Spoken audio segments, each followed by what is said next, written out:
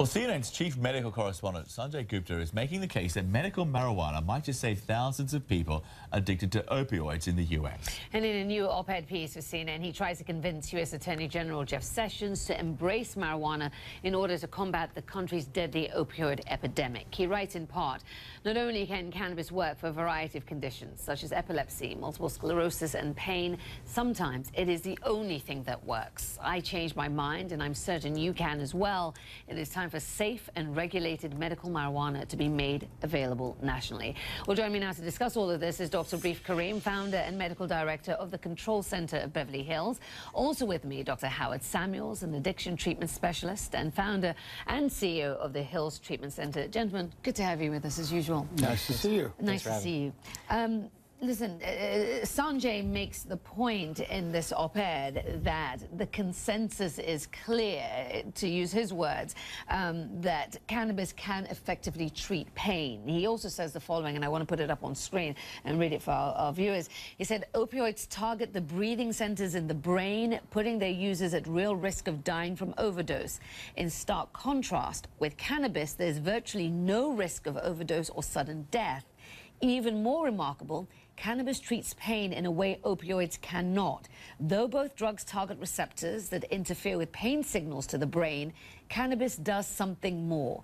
It targets another receptor that decreases inflammation and does it fast. What part of Dr. Gupta's argument is wrong, in your opinion, Howard? Well, first of all, it's very confusing because there are two components in marijuana. There's the THC component, which is the component that gets you high and loaded on the drug, and that is addictive. Then there's the CBD component that does have a lot of medical components in there that is very useful and helpful, that can reduce anxiety. So you can't just say cannabis as a whole. You have to separate the two compounds and the ones that work and the ones that are very dangerous, like THC. But with that being said, if you just strip it out and make the distinction, if you will, do you see this as a path to go down if we're looking at the CBD? If you're looking at the CBD alone as an oil, I don't have an issue with that. Okay. I have an issue with the THC. Now, you have to understand, the addict, if given the choice, is not going to want the ingredient that doesn't get them high. They're going to want the THC, and that's where I have a problem, because that's not recovery, that's harm reduction. And as a recovering heroin addict myself, I smoked weed, and it did nothing for me, except it kept me, you know, open to using other drugs with it. Reef, you see it differently. You say there's a big picture piece to this. When you look at the big picture piece here, so many good people are dying from opioid overdoses. Nearly 500,000 people since 2000 have died because of this. 68,000 last year, 45,000 directly from opiates. This is a huge, huge problem. And I've been saying for years that if you look at the opioid receptor activation sites in the brain, if you look at the cannabinoid sites in the brain, they share common signaling. There's common signal pathways, which means they're very similar. If you look at anxiety, if you look at sleep, and you look at pain, all three are used and relieved by opiates or by cannabis.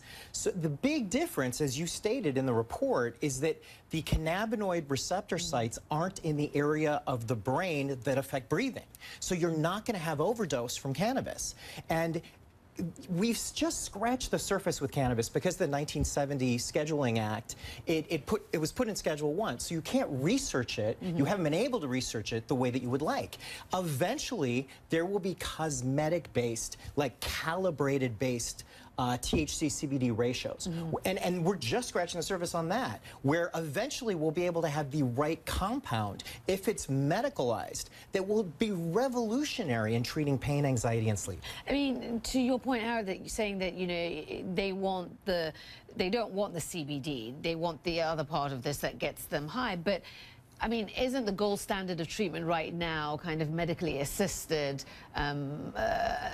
basically medication, methadone, effectively, to help people who've got addictions? No, methadone's horrible. Suboxone is also. To say what Sanjay says, let me just, he says that right now the gold standard is medication-assisted treatment, which involves less addictive opioids, such as methadone. His point saying cannabis would be better than going down that road. Well, of course cannabis would be better, but it's not going to be as effective as, for instance, Vivitrol.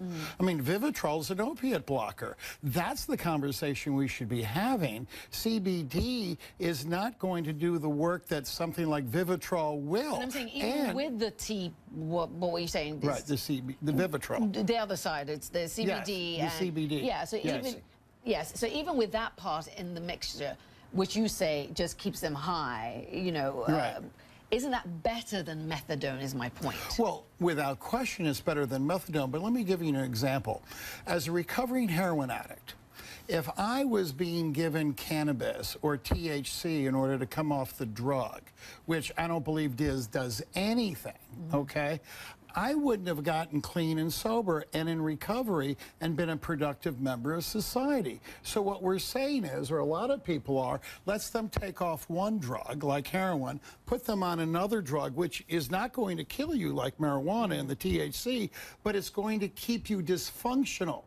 It's going to keep you not productive in society and have the motivation. Reef disagrees, and I've only got about a minute. I don't agree with that at all. I mean, I think when you're looking at recovery, you're looking at now the way to do recovery. You have some kind of medical-assisted treatment on the front end. We all know it's a spiritual disease. We all know that there's psychological and social effects with this, but you got to hit the biological first. You got to get them safe. Get them off the unsafe drugs. Get them off the drugs that are going to kill them. Then you can wean down, you can substitute out, you can do all sorts of things, but you've got them in a safe place before you take them on the journey of recovery. Sadly, we're out of time because this is fascinating and you two have such strong opinions, but we have to leave it there. Reef Karim, Dr. Howard Samuels, to both of you, thank you. Thank you. We're going to pick this up again. Thank you. Okay.